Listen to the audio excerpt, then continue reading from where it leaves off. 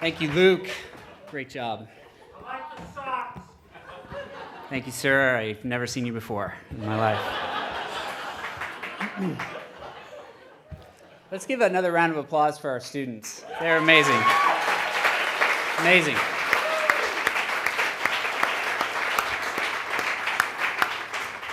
Part of what I'm going to talk about tonight is that I could have never done what these students have just done up here when I was in high school. And so one of the things I always say when I'm in class is, man, I wish I would went to this high school when I was in high school, because it's amazing. I really believe that. So a little bit about me and why I teach. When I was in grade school, I was a really squirrely kid. I had a ton of energy. I probably had attention deficit disorder. I was also really bored. I didn't like school because it wasn't challenging or inspiring, and so I got in trouble a lot. In third grade, my disruptions in class got so bad that my parents and my teacher put me in a refrigerator box. No joke. Refrigerator box over the desk, cut a window out of the front, door in the back. I would literally check in to work every day in the refrigerator box. Still not sure how you got away with that, Dad. Pretty sure that's illegal. Needless to say, I wasn't a great student. Middle school into high school was more of the same. I was on a first-name basis with the school vice principals. I was even suspended a few times for saying inappropriate things or messing with teachers in ways that I shouldn't have. Students, don't get any ideas. In high school, I was also a depressive kid with shoulder-length dark hair that I had dyed almost black with purple highlights in it. Not making this stuff up.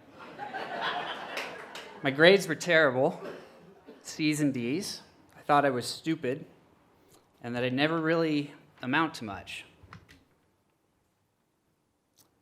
I knew that I was smart enough to get by, but the school I went to didn't really give me a whole lot of hope. I just barely graduated with a 3.0, and that number felt like it kind of symbolized my life, about a B-. I was in B- land.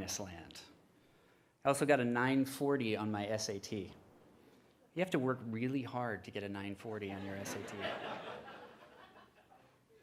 By senior year, I had come to believe that I wouldn't ever amount to much.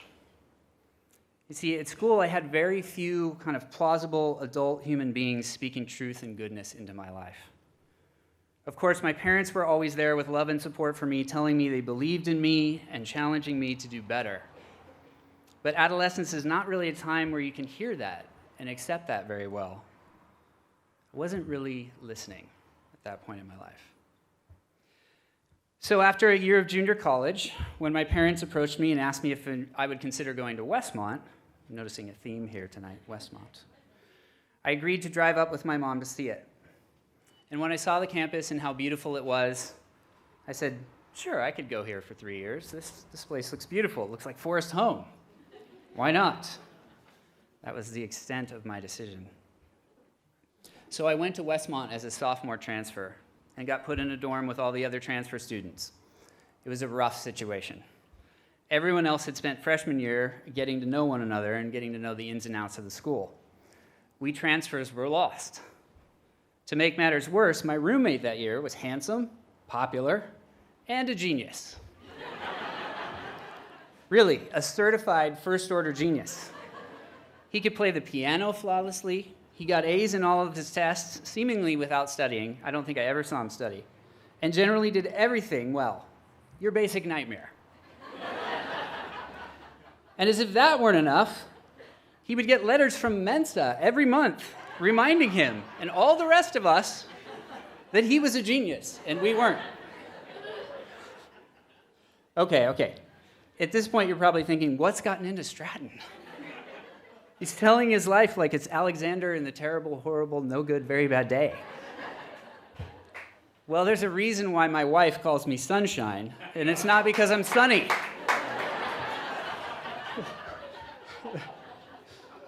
Seriously, though. I tell you this not because I'm particularly proud of any of it now. as good for a laugh as it is. It's pretty embarrassing, actually, and most of it, honestly, in hindsight, was my fault. Kind of like this photo over here. Thanks, Dave. I tell you these things in all seriously so that you know, if you're a parent who's out there who's got a kid like me, that this confusion that I'm describing doesn't have to be the end of your child's story.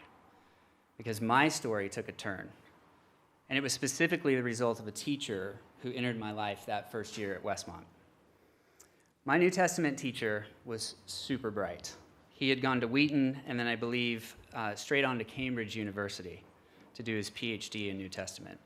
He was also the best teacher from whom I've ever had the privilege to learn, and I've sat under some great teachers.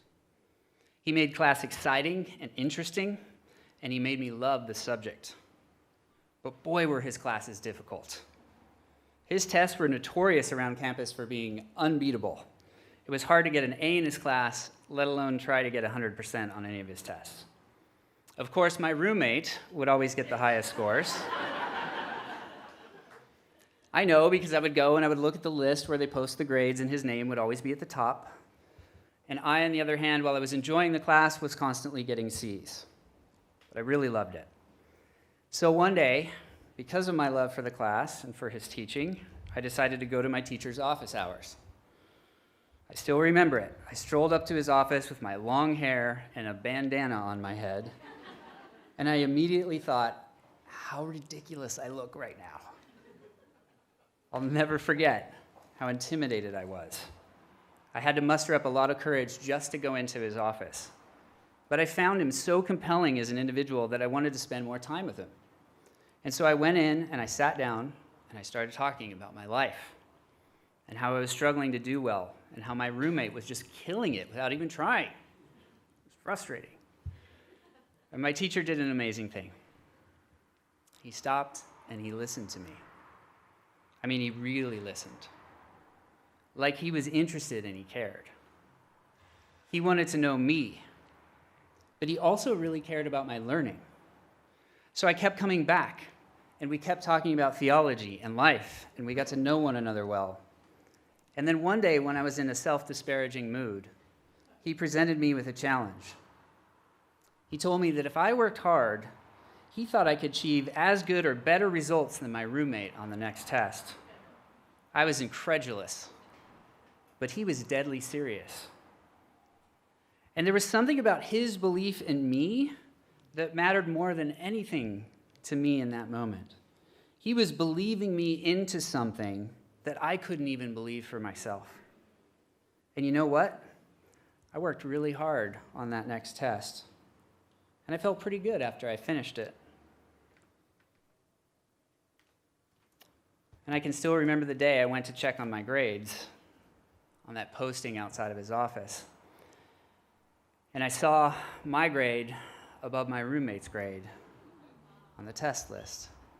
And I literally ran straight from that to my teacher's office, and I flung open the door, and I said, I did it! I really did it! And he just looked at me and he said, well done. I'm proud of you. I knew you could. Needless to say, that was a life-changing moment for me.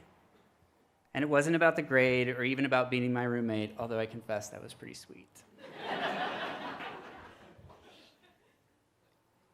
Now, that day, as I look back, started me down a new path in life.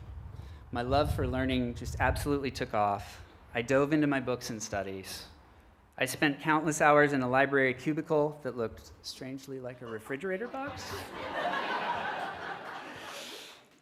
I changed my major to religious studies and philosophy, plowed ahead with my studies for 3 years because I was intoxicated by what I was learning. I loved it. I couldn't get enough. Then on graduation day, something crazy happened. I'm standing there in line with all the seniors getting ready to graduate, and my roommate runs up to me and he says, Stratton, he's like waving a paper. He's like, you got magna cum laude. And I was like, what? I had no idea that I was even in the running to get honors for graduation.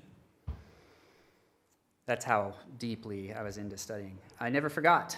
Also, later that day, what happened, my father came up to me and he said, don't take this the wrong way, but never in my wildest dreams did I think you would turn out like this.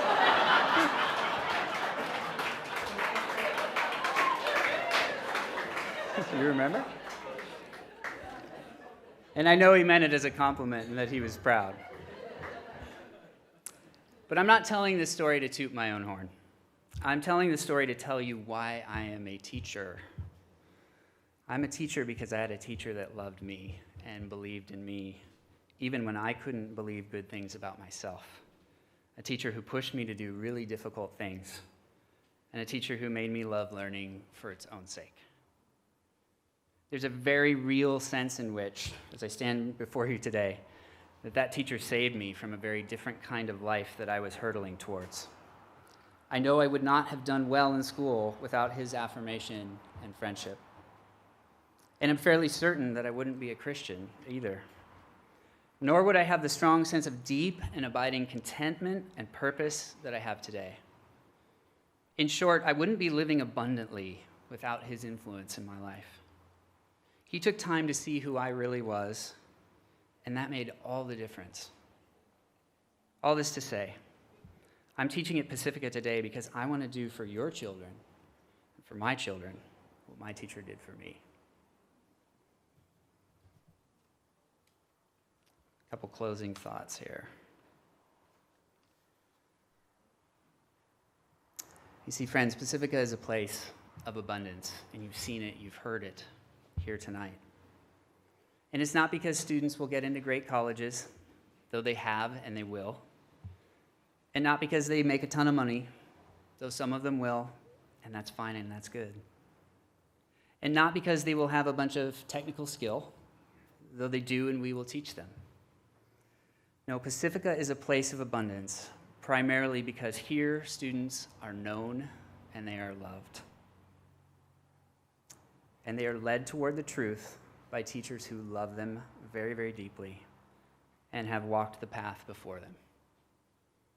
It is that, by God's grace, which will set them on the path of abundant life.